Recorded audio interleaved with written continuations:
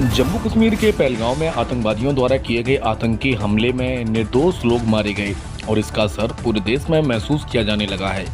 आतंकवादियों के इस कायराना हमले के खिलाफ गुंडरदेही के तहसील में विरोध प्रदर्शन शुरू हो गया।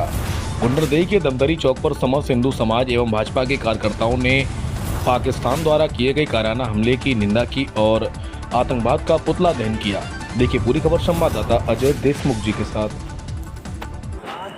अभी 2 दिन पहले पहलगाम में जिस प्रकार से आतंकवादी घटना हुआ है और उनकी धर्म को पूछ करके जिस प्रकार की हत्या हुई उसका हम निंदा करते हैं और आतंकवाद का यहाँ पे पुतला दहन कर रहे हैं।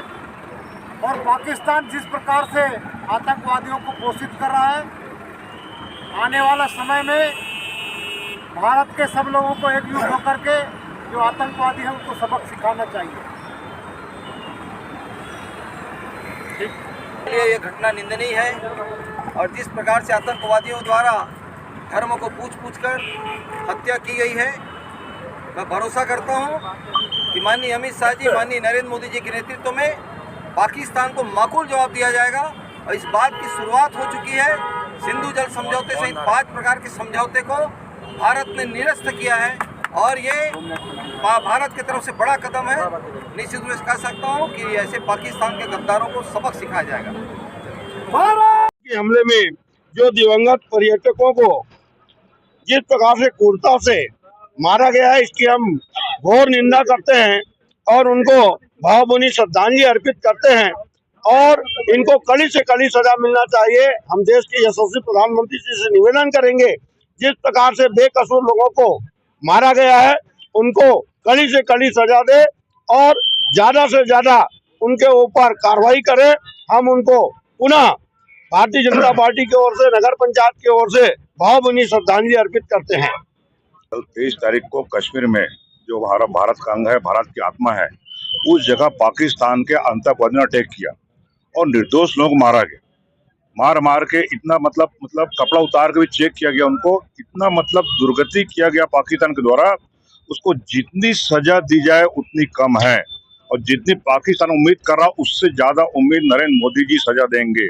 अभी देश में मीटिंग चल रही है आरसीसी की, उस मीटिंग में तय होगा। तमाम देश के राजनीतिक पहुंचे वहां पर, प्रधानमंत्री मौजूद हैं, तो निश्चित हमको उम्मीद है कि भारत देश की सर ऊंचा होगा। किसी का जान गया है तो उसका हम बदला जरूर लेंगे, हमारी कामना है। और नरेंद्र मोदी जी को हम बधाई भी देते हैं कि खुद बहाल कर रहे हैं। बस इतना मुझे कहना है।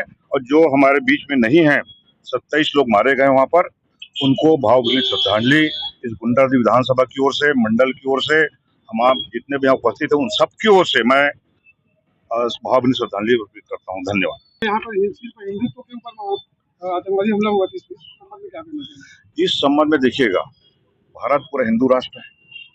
हिंदू राष्ट्र इसलिए कि अभी इलाहाबाद में जो पर्यटक आए थे, पूरा देश विदेश तमाम करीबन 65 करोड़ लोग वहां आके स्नान किए हैं।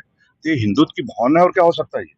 तो ये इससे पाकिस्तान जल उठा है कि एक न हो, भारत कमजोर हो, उसलिए उनका अटैक सिस्टम शुरू हो गया है। और निश्चित भारत देश एक विशाल राष्ट्र है, नंबर 3 पर है, पूरा देश विदेश पूरा उनके साथ में है। तो मैं नहीं समझता पाकिस्तान का धज्जी उड़ जाएगा।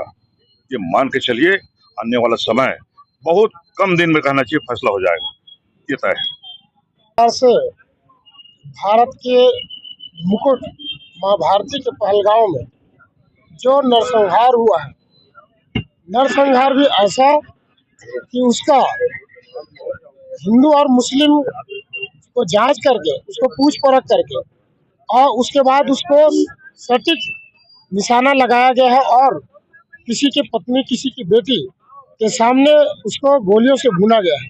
मैं ऐसे आतंकवाद पीड़ित पाकिस्तान को यह चेतावनी भारतीय जनता पार्टी मंडल गुंडरदेही की तरफ से देना चाहता हूं कि वह समझ ले, यह दिन दूर नहीं है कि पाकिस्तान विश्व के नक्शे से गायब होने जा रहा है।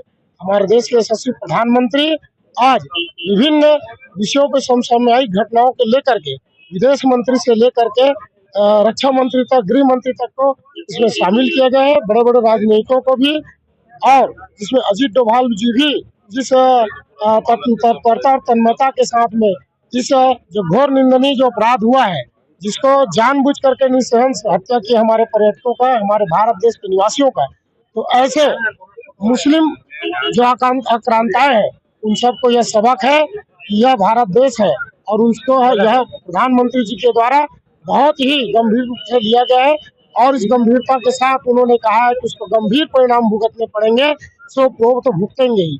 साथ ही हमारे रायपुर के निवासी व्यापारी भाई का भी उसमें शहीद हुए हैं, उसको मेरा भावभीनी श्रद्धांजलि और पूरे जो मृत आत्मा है और जो मृतक है उन सबको मेरा श्रद्धांजलि और मृत परिवार को इस दुख की घड़ी को सहन करने के लिए प्रभु राम जी से मैं उसके चरणों में उसको शांति प्रदान करें। इन्हीं भावनाओं के साथ सादर उन सबको मृत आत्माओं को मेरा श्रद्धा सुमन अर्पित करता हूँ।